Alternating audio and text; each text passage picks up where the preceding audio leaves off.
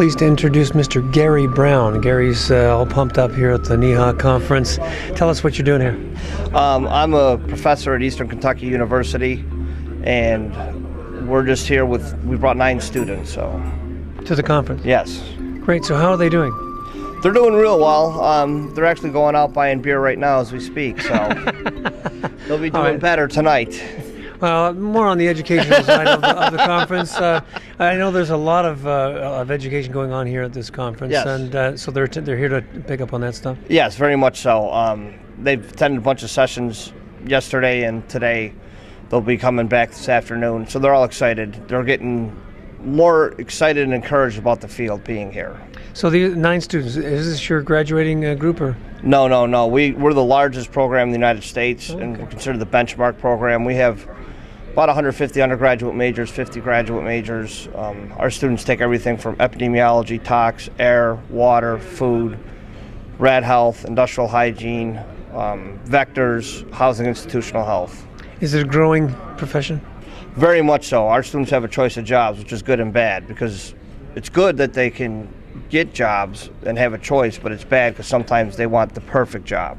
And there's no such thing. I'm waiting for that myself. How do you like Kentucky? You used to live up in Canada, I understand. Buffalo. Buffalo. Close enough. It is close enough. We like hockey. I played hockey. My nephew plays hockey. It's a whole different world. It's very nice. Weather's much more milder. Cost of living's lower. Food, gas, groceries. It's different. Great. So tell me a little bit more about your impression of the conference here in Atlanta. It's been one more day left, I think. Yeah, we always enjoy coming here and meeting with students because it's a wonderful opportunity for them to meet fellow professionals, learn the latest and greatest cutting edge things. For me, it's a great way to meet old friends. I actually teach in Jamaica, and I teach in Trinidad also.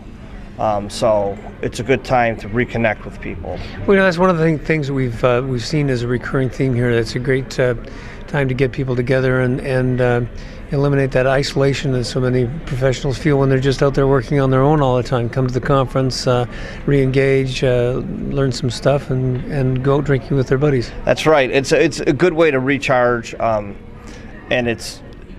we look forward to it every year. It's like one of the highlights of our year, and our student club actually works all year trying to get money to come here because it is quite expensive. It's cost of about $4 or $5 grand US to bring them all here. Great.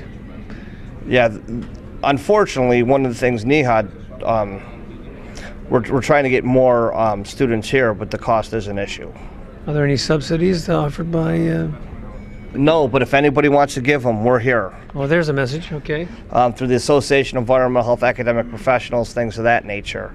Like the hotel alone was, I think, $2,600, $2,700 US. You know, we got them in 3 rooms. We got them packed in like cordwood. That gets interesting. Yeah, you know, we're a big happy family. Spoon with your buddy. There you go.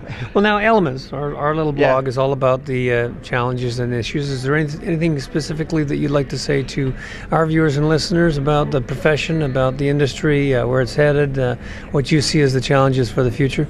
Yeah, I think one of the challenges, we don't have enough qualified people coming into the field.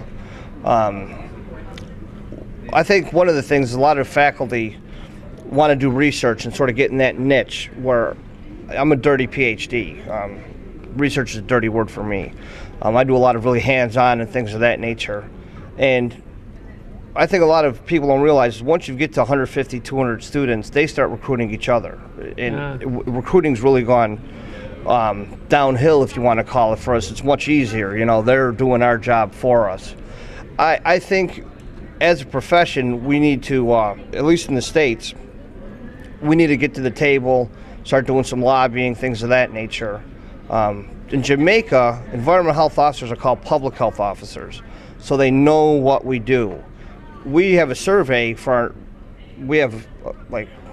about 1,000 kids every semester in an intro class, and things they get from environmental health is they think we're janitors, they think we're garbage men, things of that nature. Right. You know, in environmental health, they think we're birds and bunnies, which we sort of care about them, but you know, you make a lot more money saving people instead of the whales. And that's one of the challenges. Another challenge is just education with the public with this pandemic flu. People are losing their minds, and really your mortality rate is very low. But when I was in Trinidad, you had people, some had dust masks on.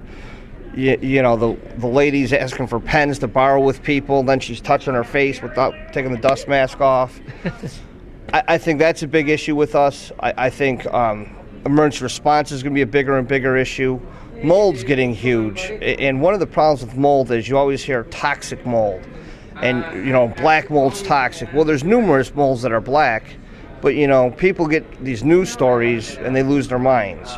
Whenever there's a news story, we get a ton of calls, and I just want to pull my phone out of the wall at school because these people get misinformed and freak out over little things. The media tends to drive the agenda, and they don't dig deep enough to...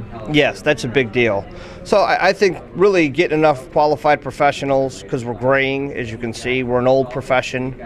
And really I think mold, emergency response, pandemic flu, and bed bugs is a big thing in the States and stuff. And I think food safety, people are starting to realize we've had some foodborne illnesses. I don't do food, I just want to eat it. Being in this field now, because my background was more occupational, I do have a master's in occupational environmental health, but so I've had food, but I try to forget it. But now teaching and things, you start getting it back in your forefront. All right, well, we'll let you get back to the conference. Thank you very much for coming by. Thank you very much, man. Okay, take care.